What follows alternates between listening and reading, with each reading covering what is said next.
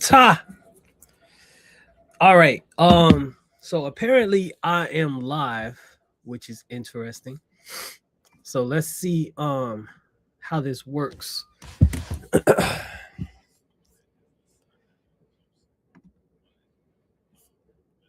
Hey, I wonder what's going on. Let me see.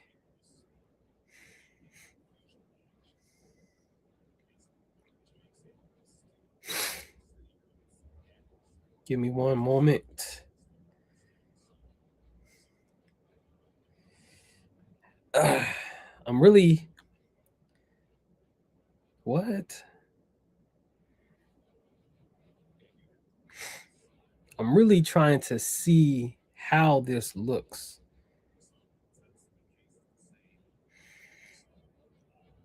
And I'm not able to.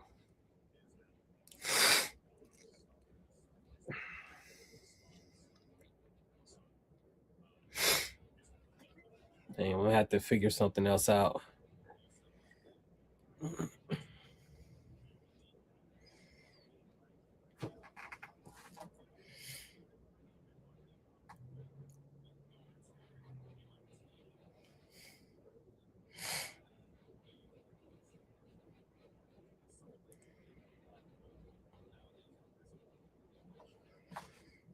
All right, let's see.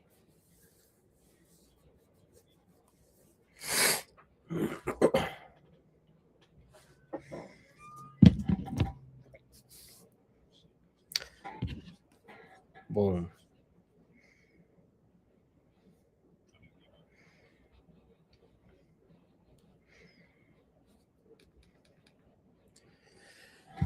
Testing, testing, 1, 2.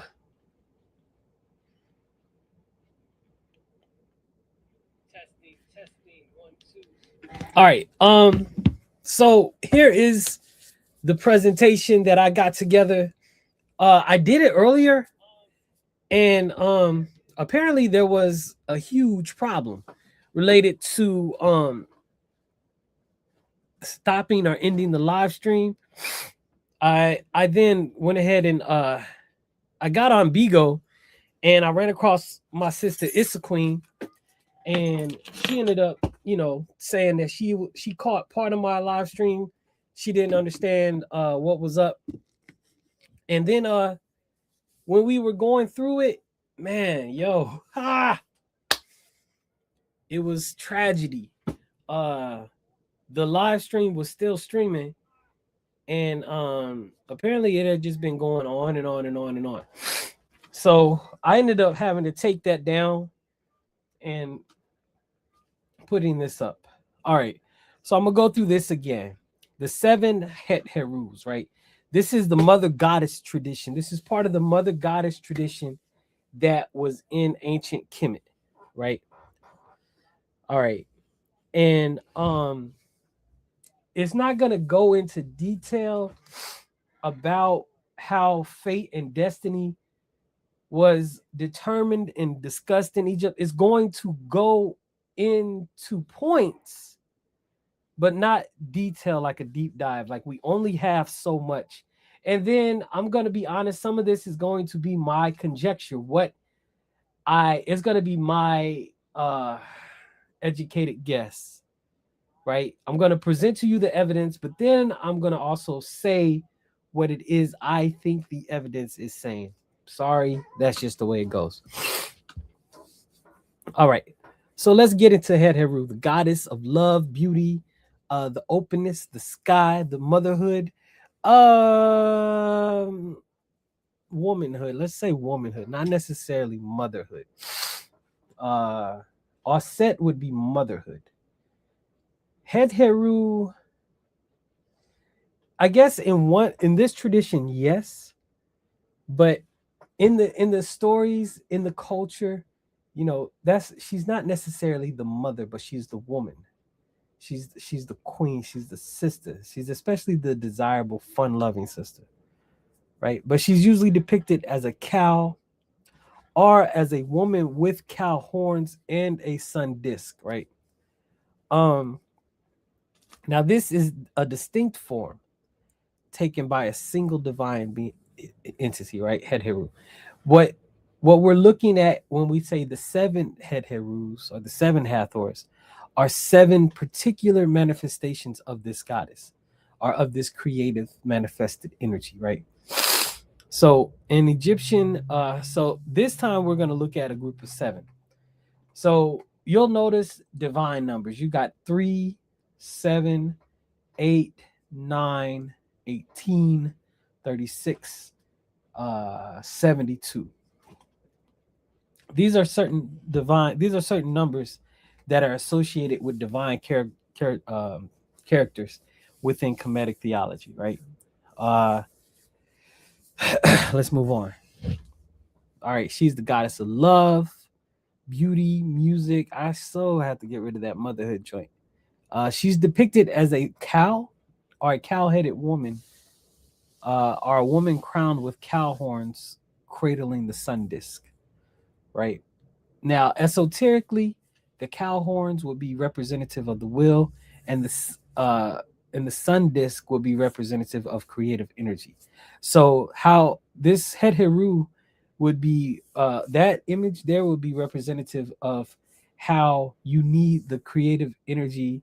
You need, in order for the will to be engaged, it needs to have creative energy behind it, right?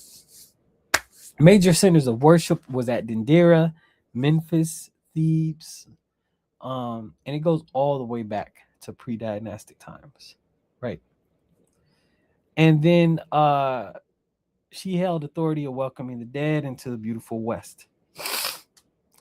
From this one and then from this goddess, this is where we get the seven fates or the seven head Herus, right? Some tools that were sacred to her, some symbols that were sacred to her, was the sistrum, the necklace, the Minat necklace, the lotus, and the sycamore tree. So there are 7 manifestations of Heru, right? And then they presided over births and death, and they pronounced the ultimate fate of humans, right? So moving on.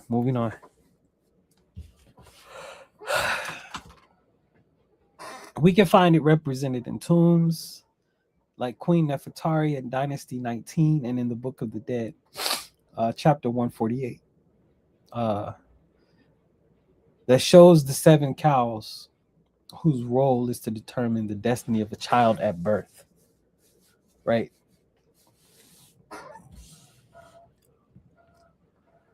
These are the 7 names of the 7 cows found in the chapter 148 of the Book of the Dead, or the Runuport Im Heru. Lady of the Universe, Our Lady to the Limit. The Sky Storm. You from the land of silence. You from chemists. Red hair, bright red. And then your name flourishes through skill.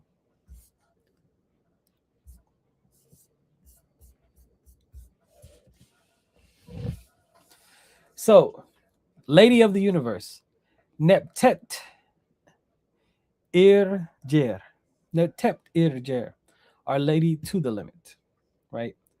This name indicates like she is the mistress of all. She gathers all of creation into herself. She is the center of all of the other head Herus. Every other head Heru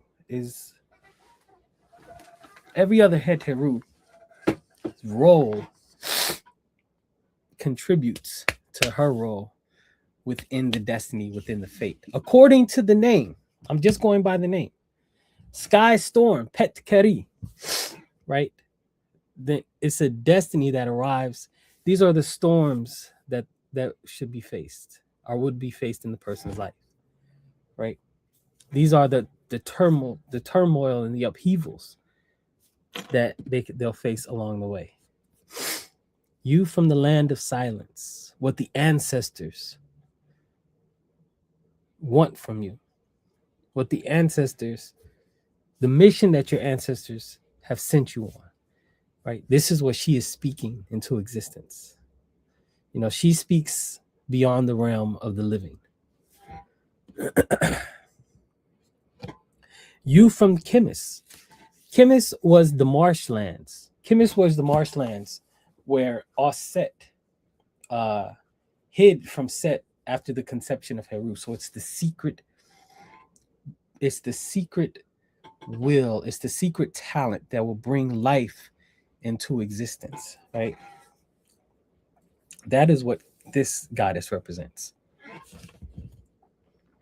And then the red hair, right? With Jeser Senu, red and Senu was hair. Jeser red, Senu hair. Um, just the fierce protection here with vital force. So she is the Eye of Ra goddess, right? It names the destiny that arrives with intensity. I Man, hold on one second.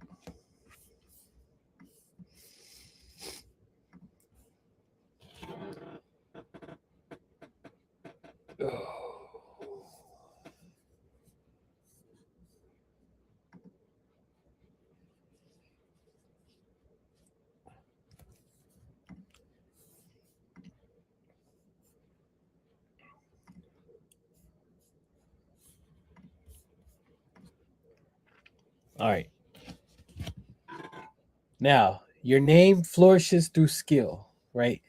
So, this is the sister of destiny that is going to tell you, what talent you may have, how you're going to really kind of make it in this world, your craft that you're going to use basically in order to live in this world. Now, altogether, there is a complete map of how destiny operates inside the human life.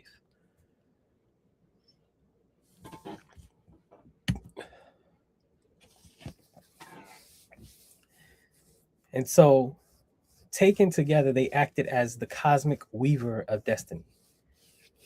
And then they created Shai, which is fate.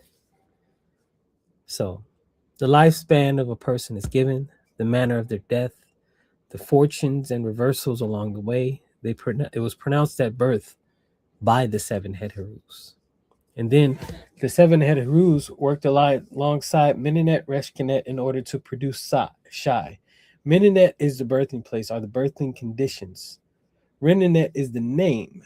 So the name that a person will carry in order to help them manifest their Shai, their fate, or their destiny. At the moment of a child's birth, that's when the seven head Herus would appear to pronounce that child's destiny. Right? At that time, they tell you how many years the child will be granted, by what means the life will be brought to its close. Right?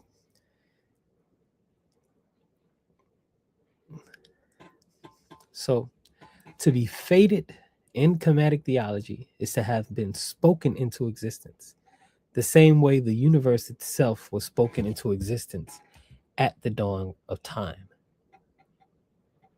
So, in the beginning of life, they bring fate. And at the end of life, in the afterlife, they bring you the rewards of your fate.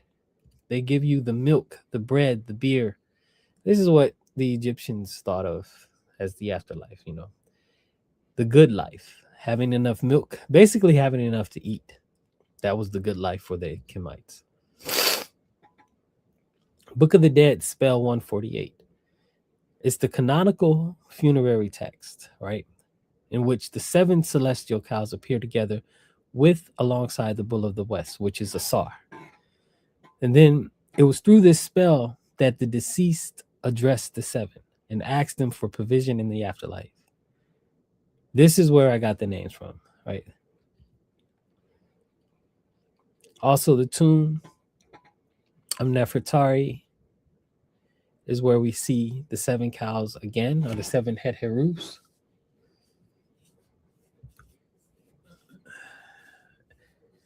So here is a tale. Oh. Here's a tale in which the seven head Herus is represented, and it's called the Tale of the Doomed Prince. Essentially, in this tale, what ends up happening is at his birth, he is it is foretold that he will die by a crocodile by one of three ways: a crocodile, a snake, or a dog. And so then the father uh hides the son to try to let him avert his death. And then you know during this whole tale we can see that fate is closing in, but because it's fragmented and the end part is lost, we don't know what happens, right? But this is just a show of how everyday literature, everyday culture, the tale of the seven headed ruse was known. Then we have the tale of the two brothers. And then there is a woman here that the gods create for Bata. The seven head Herus appear at the moment of her creation. They look at her and decree that she will be by the knife. She will be fated by the knife. And so, even though the woman was created, the seven head Herus appeared to pronounce her fate. Like I said earlier, head Heru has her roots in the pre-dynastic period with the early bovine deities. And then head Heru emerges as the great cow. So before the seven, the goddess is one. And then the seven come later on. There was a formalization that happened in the New Kingdom. The seven head Herus were grouped together as fate bringers. The names and the funerary spells consolidate during this period. And you can see this mostly in the Book of the Dead. Then we have Greco-Roman absorption. This is where Osset kind of took over the roles, and but they still, they still maintain their specific office and roles as arbiter of fate at birth. And why they mattered. Seven-headed Rus personified the Kemetic understanding of predestination. They provided a theological framework for understanding.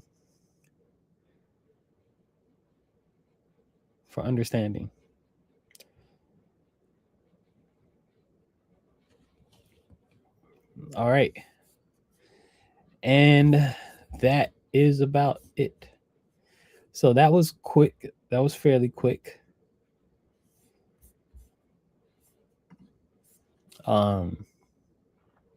Just wanted to get that out the way. Hope everything is well and blessed.